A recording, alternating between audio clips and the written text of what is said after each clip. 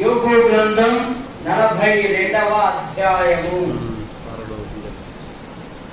15వ వచనం 16. ఆ దేశమంతటను యోబు కుమార్తెలంత సౌందర్యవంతులు కనబడలే. వారి తండ్రి వారి సహోదరులతో పాటు వారికి స్వాస్థ్యములనిచ్చెను. యోబు 140 సంవత్సరాలు బ్రతికి తన కుమారులను కుమారుల కుమారులను 4 తరములు చూశాను. పిమ్మట యోబు కాలము చెందిన వృద్ధుడై ప్రభు యొద్దకు వెళ్ళాను. ప్రార్థన చేసుకుందాం. శివదాస్ గారు ప్రార్థన చేస్తారు వాక్యం కొరకు. రండిట.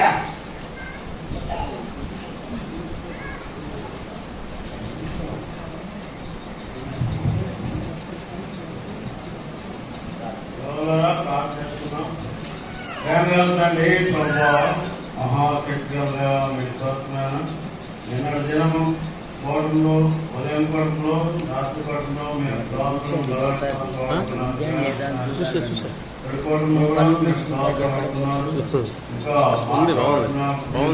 మీరే నిలబెట్టుకుని మాట్లాడుతుగా కోరుతున్నాను. విశ్వాసం మీరు ఉద్యమం చేయమని నమ్మినటువంటి అమలతో పెద్దలతో మీరు మాట్లాడి రక్షించవలసిగా కోరుతున్నాము. మేము దోషం అడుగుతుంటే మీరే మాట్లాడవలసిందిగా కోరుతున్నాం. వెనుకము త్వరగా ఉన్న హెచ్చరిస్తున్నామన్న ప్రార్థన చేస్తున్నాము. ఆమేన్.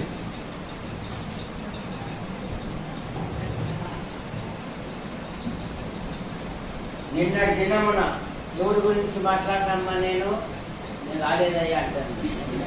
ఎవరి గురించి? తండ్రి గురించి, తండ్రిలో ఉన్న 7 లక్షణాల గురించి. అందులో తండ్రి కుటుంబానికి బాధ్యత, నాయకత్వము వహిస్తాడు. ఈరోజు యోబును గురించి కొన్ని విషయాలు ధ్యానం చేసుకుందాం. యోబు అనగా దేవుని తట్టు తిరుగువాడు అని అర్థం. యోబు అనగా దేవుని తట్టు తిరుగువాడు. మన ఆధ్యాత్మిక జీవితంలో కూడా ఇందాక పెనవలపాలెం సహోదరులు శ్రీనివాసరావు గారు హెబ్రీ పత్రిక 12వ అధ్యాయంలో కొన్ని మాటలు చదువుతూ అక్కడ మన ఆధ్యాత్మిక జీవితంలో కూడా విశ్వాసమునకు కర్తయు దానిని కొనసాగించువాడునైన యేసుక్రీస్తు వైపు చూచుచు మన ఎదుట ఉంచబడిన పందెములో ఓపికతో పరిగెత్తాలి. విశ్వాసికి ఓర్పు అవసరం. ఏం చెప్తుంది బైబిల్లో? ఓర్పుతో సహనముతో ప్రభు కొరకు ఉండాలి. యోబు ప్రార్థనా పరుడు. ఈ 42వ అధ్యాయం 10వ వచనంలో ఏమని చదువుతాము? 42:10లో యోబు తన స్నేహితుల నిమిత్తము ప్రార్థన చేసెను. యోబు గొప్ప ప్రార్థనా పరుడు. మన ఆధ్యాత్మిక జీవితములో, కుటుంబ జీవితములో సమస్యలు కొన్ని మంచినీళ్ళు తీసుకురాను. సమస్యలు పరిష్కరించబడాలి అంటే మనం ప్రార్థన చేయాలి. ఫిలిప్పీ పత్రిక 4వ అధ్యాయము 6వ వచనములో దేనిని గూర్చియు చింతపడకుడి గాని ప్రతి విషయమునందు ప్రార్థన విజ్ఞాపనముల చేత కృతజ్ఞత పూర్వకముగా మీ విన్నపములు దేవునికి. విశ్వాసి కుటుంబములో లోక సామెత ఒకటి, సంసారము గుట్టు, రెండో మాటమ్మా వ్యాధి రొట్టు, రోగము. కనుక మన ఆధ్యాత్మిక జీవితములో, కుటుంబ జీవితములో అవసరాల గురించి ప్రభుకు చెప్పాలి. 4వ అధ్యాయం 19వ వచనంలోనే, కాగా దేవుడు తన ఐశ్వర్యము చొప్పున క్రీస్తు యేసు మహిమలో మీ ప్రతి అక్కర, మీ ప్రతి అవసరము, మీరు అడుగు వాటి కంటే, ఊహించు వాటి కంటే అత్యధికముగా ధారాళముగా ఇచ్చు దేవుడు. సొలొమోను ఏమడిగాడు చెప్పమ్మా, ఏమడిగాడు? నేను నిన్న రాలే అంటుందా? సొలొమోను ఏమడిగాడు? జ్ఞానాన్ని అడిగాడు. కానీ దేవుని హృదయంలో ఏముంది?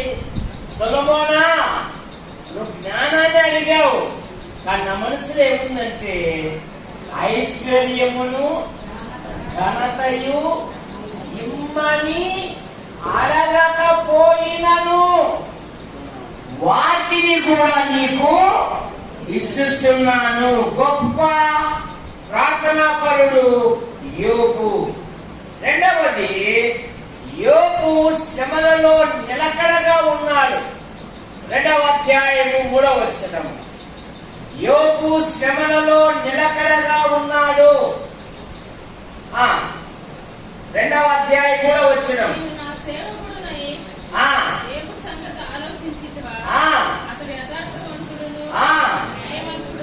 న్యాయవంతుడై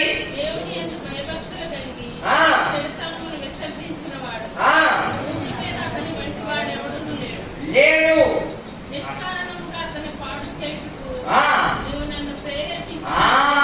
నోటి మాటతో కూడా యోబు దేవుణ్ణి దూషించలేదు. దేవుడే సాతానుతో అంటున్నాడు, నువ్వేమో ప్రగల్భాలు చెప్పావు, కానీ యోబు విశ్వాసాన్ని ఇసుమంతా కూడా కదిలించలేకపోయా. యోబు భార్య ఆ పరిశుద్ధ వివాహములో, ఈయన పేరు యోబయ్య, ఆమె పేరు యోబమ్మ, ఎందుకంటే పేరు లేదు కనుక. ఏమమ్మా, శ్రమలో, బాధలో, ఇరుకులో, ఐశ్వర్యములో, ఆరోగ్యములో పంచుకుంటావా, తెంచుకుంటావా అంటే ఏమనింది? అందరి మధ్యలో పంచుకుంటాను అనింది. ఇప్పుడేమంటుంది? తెచ్చి ఊర్లో అందరికి వచ్చింది, నీకు రాకోకుండా ఓ పని చేయి, దేవుడని దూషించు అని అంటావు. కానీ ఆ సమయంలో కూడా యోబు ఏమంటున్నాడు? ఆ సంభాషణ మనం కాదు మన పలికేది, ఆ మాటలు మనం కాదు పలికేది, అది మూర్ఖులు పలుకుతాయి. మూర్ఖురాలు మాట్లాడినట్లు నీవు, అది మన సంభాషణ కాదు. యోబు శ్రమలలో దేవుని కొరకు నిలకడగా ఉన్నాడు. ఎందుకంటే 23వ అధ్యాయం 11వ వచనంలో, ఆయన నన్ను శోధించిన తర్వాత నేను శుద్ధ సువర్ణం వలె నేను కనబడెదను. విశ్వాసి జీవితములో శ్రమలు, పరిశ్రమలు, శ్రమలు, పూదండలు, శ్రమలు నీకు ఆశీర్వాదాలు. అందుకే 1 పేతురు పత్రిక 1వ అధ్యాయము 7వ వచనములో, నశించిపోవు సువర్ణము అగ్ని పరీక్ష వలన శుద్ధపరచబడును కదా, దానికంటే అమూల్యమైన మీ విశ్వాసము ఈ శోధనల చేత పరీక్షకు, విద్యార్థి యొక్క సామర్థ్యము ఎప్పుడు బయటపడుతుందమ్మా? రాసినప్పుడా, రాయినప్పుడా? రాయిపోకుండా ఎగరగొట్టినప్పుడా? ఎప్పుడు బయటపడుతుంది? రాసినప్పుడే. ఇక్కడ కూడా అదే అంటున్నాడు, అమూల్యమైన మీ విశ్వాసము ఈ శోధనల చేత పరీక్షకు నిలిచినదైతే, నిలబడాలి. అన్ని ఉన్నప్పుడు హల్లెలూయా స్తుతి మహిమ ఎల్లప్పుడు దేవునికి ఇచ్చేదము. అన్ని పోయినాక ఏమండి ప్రభుని స్తుతిస్తామంటే నువ్వు ఆడిడ బాగా తిని గుండ్రాయి మాత్రుడావు, నువ్వు బాగానే ప్రార్థన చేయండి అంట. విశ్వాసి శ్రమలలో కూడా ప్రభుని కనపరచాలి. అందుకే భక్తుడు అన్నాడు, శ్రమనందక మునుపు నేను త్రోవ విడిచితిని, ఆయనను నీ కట్టను నేర్చుకున్నట్లు. చెప్పు చిన్న ప్రభాకర్ గారు, శ్రమనందుట నాకు మేలు. యేసేపు అన్నాడు కదా, మీరు కీడు చేయ ఉద్దేశించదు కానీ దేవుడైతే అది మేలుకే ఉద్దేశించెను. అంటే విశ్వాసం జీవితం. నీ విశ్వాసము పరీక్షకు నిలిచినదైతే ఆడ 4 బహుమానాలు ఉన్నాయి. మీకు మహిమ, ఘనత, మెప్పు కలుగుటకు కారణమగును. రెండవ మాట యోబు జీవితంలో ఉన్న రెండవ మాట, యోబు తన ఆధ్యాత్మిక జీవితంలో దేవుణ్ణి నిందించని వాడు. 2వ అధ్యాయం 10వ వచనం యోబు గ్రంథం. అందుకతడు మూర్ఖురాలు మాట్లాడినట్టు నీవు మాట్లాడుచున్నావు. నీవు మనము దేవుని వలన మేలు అనుభవించదమా, కీడును అనుభవించతగదా? ఏ విషయమందును యోబు నోటి మాటతోనైనను ఏమంట ఏం చేయలేదు, దేవుని దూషించలేదు, పాపము చేయలేదు నోటి మాటతో. అందుకే ఎఫెసు పత్రికలో నీ సంభాషణ ఉప్పు వేసినట్లు ఉండాలి, కృతజ్ఞత వచనమే గాని సరసోక్తులైనను కూతులైనను ఇవి మీకు తాకావు అని అంటుంది బైబిల్. ఒక చిన్న బాల్యం నుండి ఒక అమ్మాయి సంఘానికి వస్తా ఉంది ప్రార్థనకు. ఒక సహోదరి, పాస్టర్ గారు బాగా వెలుపల నుండి ఇంకొక ఊరికి పోవాలి, సరే పలానా అమ్మాయి ప్రార్థనకు వస్తుంది కదా, నేను అదే మార్గంలో వెళ్తున్నా కదా, ఫస్ట్ ఆమె ఇంట్లో ప్రార్థన చేసే అవసరం పోదాంలే అని పాస్టర్ గారు ప్రయాణమైనారు. అసలే ఎండాకాలం, నీళ్ళు సరిగ్గా రావడం లేదు. వచ్చిన వాళ్ళేమో దబా కొట్లాడి కింద పెట్టుకుని నీళ్ళు తీసుకొని పోతున్నారు. ఈ అమ్మాయి ఏం చేసిందంటే అందరిలాగానే కొట్లాడి కింద ముందు పెట్టేస్తానే, ఏం గడుస్తానే నీ అబ్బ, నీ అయ్యా, నీ తాత అని తిరుగుతా ఉంది. ఈ అమ్మాయి కూడా నీ అబ్బ, నీ అయ్యా, నీ తాత అని తిరుగుతా ఉంది. పాస్టర్ గారిని ఎప్పుడైతే చూసిందో హల్లెలూయా, నీ అబ్బ స్తోత్రం, మీ నాయన స్తోత్రం, నీ రక్తం స్తోత్రం. అంత మునిపేమో వాడును ఉపయోగించింది. పాస్టర్ గారు చూస్తానే దేవుడు స్తోత్రం, హల్లెలూయా, మీ నాయన హల్లెలూయా, మీ అబ్బ హల్లెలూయా, మీ తాత హల్లెలూయా. అలా ఉండకూడదు మీ సంభాషణ. కృతజ్ఞత వచ్చేదే కానీ ఇవి మీకు తగవు. బైబిల్ ఏం చెప్తుంది? ఇవి మీకు కనుక యోబు తన ఆధ్యాత్మిక జీవితంలో యోబులో ఉన్న 6వ 5వ మాట నిరీక్షణ కలిగిన వాడు యోబు. 19వ అధ్యాయము యోబు గ్రంథం 19వ అధ్యాయము 25వ వచనము, నా విమోచకుడు సజీవుడనియు తరువాత ఆయన భూమి మీద నిలుచునని నేను ఎరుగుదును. నిరీక్షణ కలిగిన వాడు విశ్వాసి కూడా నిరీక్షణ కలిగిన వాడు. ఏమి నిరీక్షణ విశ్వాసికి? చెప్పాము. ఏం నిరీక్షణ విశ్వాసికి? మా ఇంటి పక్కన నిరీక్షణ ఉంది కానీ నిరీక్షణ విశ్వాసి యొక్క నిరీక్షణ ఏంటంటే ఇక్కడ కళ్ళు మూస్తే అక్కడ నేను కళ్ళు తెరుస్తాను. ఇక్కడ కళ్ళు మూస్తే క్రైస్తవ జీవితములో మరణము నిద్ర వంటిది. నిద్రపోయిన వాడు మరలా ఒకప్పుడు 8, 6 కల్లా మా అమ్మ మా నాయన లేపేటోళ్ళు. ఇప్పుడు 11 అయినా లెక్కడం లేదు. పిల్లలు ఎందుకు లెక్కడం లేదు? 11, 12 కూడా. మరి కొందరు అంటున్నారు దానిమన్నా మా పిల్లలు ఎప్పుడు వస్తారో ఎప్పుడు లేస్తారో మాకే తెలియదు, అందుకని వాళ్ళకి టిఫిన్ వాళ్ళకి మధ్యాహ్నం భోజనము మీ సిద్ధం చేసి ఒక తాళం వానికి ఒక తాళం నాకు ఇచ్చిపోతున్నాం అంటున్నారు. ఎందుకు రాత్రంతా మొబైల్ ఫోన్లోనే తాళం గడుపుతూ ఉన్నారు. ఎక్కడ గడుపుతున్నారు? రాత్రంతా డేటా, ఫ్రీ డేటా. సాతానుడు ఫ్రీ డేటా రూపములో దేవుని పిల్లల యొక్క సమయాన్ని హరించి వేస్తూ ఉన్నారు.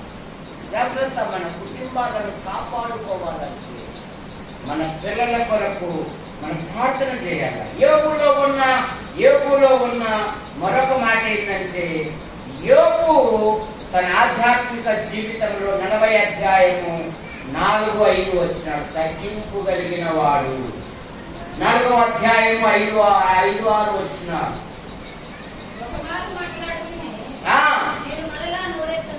4వ వచనం, చిత్తం నేను నీచుడను, నేను ఏమని ప్రత్యుత్తరం ఇచ్చేదను? నా నోటి మీద నేను చేయి ఉంచెదను. ఒక మారు మాట్లాడి తిని మరలా నోరెత్తను. మాట్లాడి తిని ఇక నేను నీచుడను. దేవుని సన్నిధిలో దేవుని ఎదుట ఒప్పుకుంటున్నాడు. ఎవరు? దేవుని యందు భయభక్తులు కలిగిన వాడు, చెడుతను విసర్జించిన వాడు, నీతిమంతుడు, న్యాయవంతుడు, యథార్థవంతుడు. యోబును గురించి ఎన్ని సాక్ష్యాలు ఉన్నాయి? 1 గంధకర్త సాక్ష్యం ఇచ్చాడు, 2 దేవుడు సాక్ష్యం ఇచ్చాడు, 3 సాతానుడు సాక్ష్యం ఇచ్చాడు, 4 తన యొక్క సమాజం సాక్ష్యం ఇచ్చింది, 5 తన సాక్ష్యం ఇచ్చాడు, 7 ప్రవక్త కూడా సాక్ష్యం ఇచ్చాడు. యాకోబు, మీరు యోబు యొక్క సహనం గురించి మీరు భూమి మీద అతని వంటి వాడు ఎవడును అని దేవుడే సాక్ష్యం ఇచ్చిన దేవుని సన్నిధి ఏమంటున్నారంటే, నేను నీచుడను, నేను బలహీనుడను. ఆ సమరయుడు ఆ పరిశీలి ప్రార్థన విన్నప్పుడు వాడు దేవుని వైపు చూడడానికి కూడా సిగ్గు నొందిన వాడై, దేవా పాపినైన నన్ను అతని కంటే ఇతడు నీతిమంతుడుగా తీర్చబడి తన ఇంటికి వెళ్ళాను అనే మాట. యోబు తన ఆధ్యాత్మిక జీవితంలో చిట్ట చివరి వరకు ప్రభు కొరకు కనిపెట్టిన వాడు. ఇప్పుడు ఏం చేశాడంటే, యోబు తన సహోదరులతో పాటు తన కుమార్తెలకు కూడా స్వాస్థ్యము సమపాలుగా పంచిపెట్టాడు. యోబు కుమార్తెలు ఆ దేశమంతటా వెతికినను కనబడలేదు. కానీ యోబు కుమార్తెలు యోబు కొరకు సాక్షులుగా నిలబడ్డారు. అందాన్ని బట్టి వారి జీవితాన్ని పాడు చేసుకోలేదు, కానీ వారు ప్రభు కొరకు నిలబడ్డారు. కనుక మొదటి కుమార్తె పేరు యమీమా, పరిశుద్ధత లేక శాంతి అని అర్థము. 2వ కుమార్తె పేరు ఏమంట? కెజియా. కెజియా అనగా తన ఆధ్యాత్మిక జీవితములో పావురము స్వభావము కలిగినది. 3వ ఆమె కేరం అంప, సువాసన కలిగినది, జయ జీవితం. యోబు తన కుమార్తెలకు శ్రేష్టమైన పేరు పెట్టారు. ప్రియ యవనస్తులారా, మీ ఆధ్యాత్మిక జీవితంలో బైబిల్లో యెహోషువ నేనే యుద్ధ వీరుని, నేను విశ్వాస వీరుని, కాలేబు తనకు ఏకైక కుమార్తె ఆక్స నా కుమారునికి ఒక సోంబేరు వాడు ఒక పనికిమాలను అని ఇవ్వడానికి ఇష్టపడలేదు. కానీ ఎవరైతే దేవిని పట్టణం జయిస్తాడో అతనికి నా కుమార్తెనిచ్చి పెళ్ళే రాబోయే నా అల్లుడు విజయవంతుడుగా ఉండాలి, యుద్ధశాలిగా ఉండాలి. ఒత్తినేలు అనేవాడు దేవీరు పట్టణంను జయించుకొని వస్తే, అమ్మాయి వీళ్ళు నీకు సరిపోయిన వాడు, నీకు అన్ని విధాలుగా ఉంటాడు, వీళ్ళు చేసుకో అంటే నాకేం కోరికలు లేవా, నాకు ఆశలు లేవా? వాడు పుట్టోడో పొడుగోడో, ఎర్ర ఉన్నాడో నర్ర ఉన్నాడో, బొచ్చుందో ఊడిపోయిందో, నా బొచ్చు ఉంది కాబట్టి ఎలాంటి వాడు అని ఎన్నెన్నో ఆలోచనలు. కానీ ఆశ అలా కాదు, వివేకం చెప్పింది. గత రాత్రి మరి యెఫ్తా కుమార్తెని గురించి చెప్పాడు. యెఫ్తా కుమార్తె తండ్రి మాట నెరవేర్చిన కుమార్తె. నాన్న నువ్వు దేవుడి మాట ఇచ్చావా, అలాగే నెరవేర్చు. సెలహాపేతు కుమార్తెలు ఎంతమంది అమ్మా? సెలహాపేతుకు ఎంతమంది? 12, 15, 16, 13 ఎంతమంది? 5 మంది. తండ్రి వంశం నిలబెట్టిన కుమార్తెలు. సెలహాపేతు కుమార్తెలు ఎవరు? తండ్రి వంశము కుమార్తెలు తప్ప కుమారులు లేరంట. సంఖ్యాకాండం 37 అధ్యాయంలోని 27 అధ్యాయంలో మోసే అంకుల్ మా ఇంట్లో కుమారులు లేనంత మాత్రాన మా వంశం ఇశ్రాయేలు వంశం నుండి సమసిపోనేలా అని అడిగితే దేవుడు అన్నాడు, సెలహాపేతు కుమార్తెలు చెప్పినది యుక్తము. తండ్రి వంశం నిలబెట్టిన కుమార్తెలు, యోబు కుమార్తెలు, తమ సోదరులతో పాటు స్వాస్థ్యం పొందిన కుమార్తెలు, ఫిలిప్పు కుమార్తెలు, వారు కన్యకలు, ప్రవచించువా. కానీ యాకోబునకు ఎంతమంది మా కుమార్తెలు? ఎంతమంది? 4, 3 ఎంతమంది? ఏ పేరు? 12 సోదరుల ముద్దుల గారాబాల పట్టిక. దీనా ఆ దేశపు కుమార్తెలను చూడవెళ్ళి కుటుంబానికి నింద తెచ్చిన కుమార్తె. కుటుంబానికి ఏం తెచ్చింది? నింద తెచ్చింది. జాగ్రత్త, మన ఆధ్యాత్మిక మోసపోకుడి, దుష్ట సహవాసము మంచి నడవడిని చెడుపు. ఈ మొబైల్ ఫోన్లు వచ్చినాక మేము బయట తిరుగుతూ ఉంటాం కదా, నాటి యవనస్తులు యవనరాములు వరస వాది అనేది లేదు, కోరిక తీరితే సాగు అన్నట్టుగా జీవిస్తున్నారు. జాగ్రత్త, ఈ భయంకరమైన దినాలలో దేవుని కొరకు మనం నిలబడాలి. దేవుని కొరకు నిలబడు. యెహోవా యందు భయభక్తులు కలిగిన స్త్రీ ఆడబడును. కనుక యోబు తన కుమార్తెలకు తన సోదరులతో పాటు ఏమిచ్చాడు? కనుక మన పిల్లలను దైవ భక్తిలో పెంచు, వారి జీవితాలలో దేవుడు గొప్ప కార్యము చేస్తాడు. ప్రార్థన చేస్తాడు. ప్రేమించిన మాటలు వినామాను బట్టి పిలుచుకో. వినుమాక క్రైస్తవ కూడిక గృహం చేర్చబడిన ప్రతి కుటుంబాన్ని బట్టి నిన్నటి నుండి జరుగుతున్న ఈ కూడికలు బట్టి పిలుచుకో. ఈ కూడికల నిమిత్తమై అనేకులు ఆయా విధాలుగా సహాయం చేస్తున్నారు. దీవించు. నేను ఉన్న కార్యక్రమాలను దీవించమని యేసు ప్రభువు నామములో ప్రార్థిస్తున్నాను తండ్రి.